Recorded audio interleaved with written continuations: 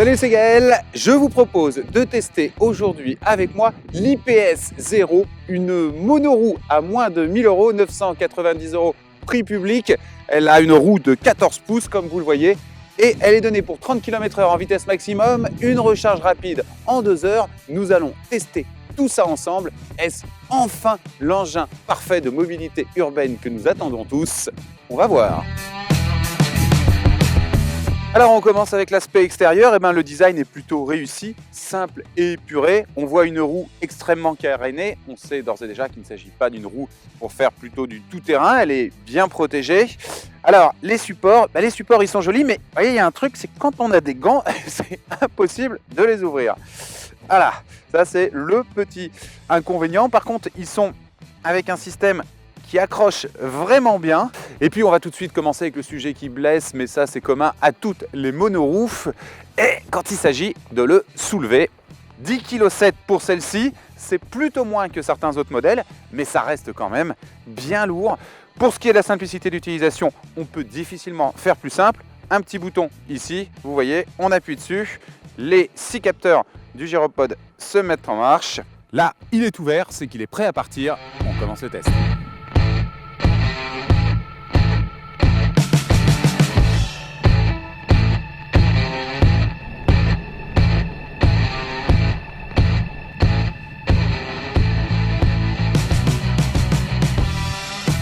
Il faut bien reconnaître que la fonction gyroscope de cet appareil est assez bluffante, c'est l'une des meilleures du marché à mon sens et on se sent très vite très à l'aise dessus. Alors tout ce qui est petit trottoir, vous l'avez vu, aucun souci. 14 pouces, c'est-à-dire pour quelqu'un qui comme moi mesure 1,90 m, on ne peut pas du tout compter sur cette partie-là. Il va vraiment falloir se mettre en équilibre très vite. Donc si vous débutez, évidemment, vous vous tenez d'un côté, vous demandez à quelqu'un peut-être même de vous tenir de l'autre et on y va progressivement. Ensuite, le départ, voilà comment il est censé se passer. Vous faites un tout petit peu avancer la machine pour la mettre déjà dans l'élan. Le deuxième pied va venir se mettre en place rapidement. Regardez, hop, et voilà. Ça a l'air simple, c'est quand même un coup de main à prendre, hein.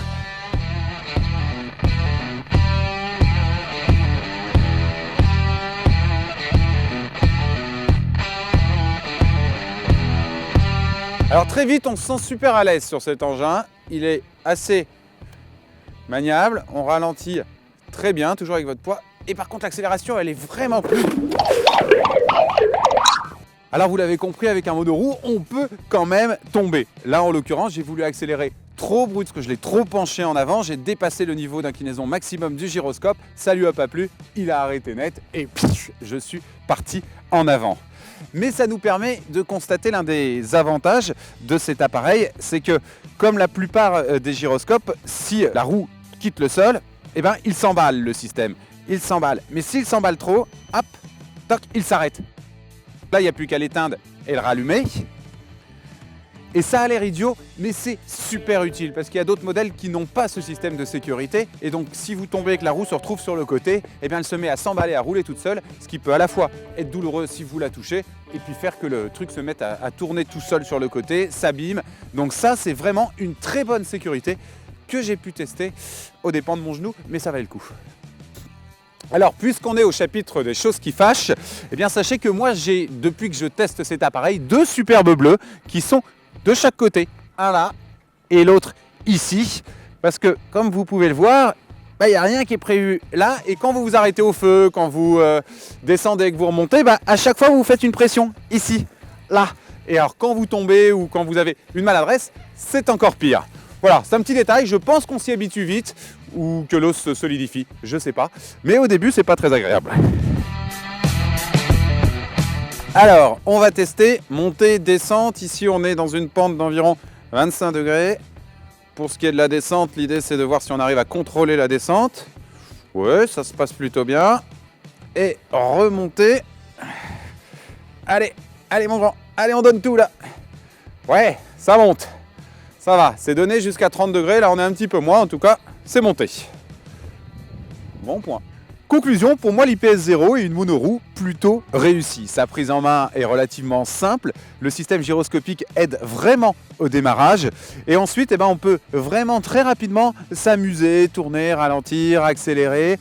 c'est du plaisir, ça reste un sport, il faut faire attention. Ce n'est pas encore l'engin de mobilité urbaine parfait à cause de son poids et de la difficulté à passer les trottoirs un peu trop haut, mais c'est un jeu vraiment sympa et pour des déplacements quotidiens qui ne sont pas trop longs, ça peut être vraiment utile, vraiment pratique. Et puis son prix, 990 €, je crois que celui-ci est plutôt bien positionné.